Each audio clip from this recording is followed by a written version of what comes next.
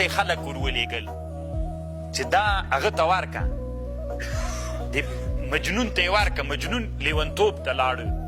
بیا یې داسې کول طالبانو ورونو دا مجنون داسې حالت ته ورسېده چې کله کله به دا مور ورغله د مجنون مور د لیلا مور ته ورته وبه ویلې چې دا لور دې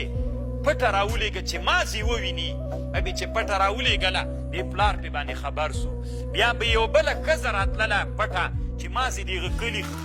دته حال راوړي چې لیلا پوښتنه به څه قیسې به یې درته وکړي دغه اطمینان به راغی بیا یې دام باندې کړلې بیا یې غوښتنه ترې وکړل چې دې ته یې ورکړه هغه ورته ویلې نه یې ورکوم طالبانو لکه دا پښتون داسې سو وایي چې د پښتنو قیسه یې ورسره کړې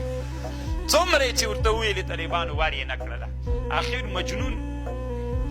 داسې کالي و دا هر څه به یې شکولي په ځان نه پوهېده بیخي په ځان پوهېده نه بیا یې هغه وخت کې عبدالملک ابن مروان کسې بادشاه و هغه ته عریضه وکړله عین هغه دې باندې امر وکړه چې د مجنون وینې حد درکړي بیا یې طالبانو ترې رامنې کړه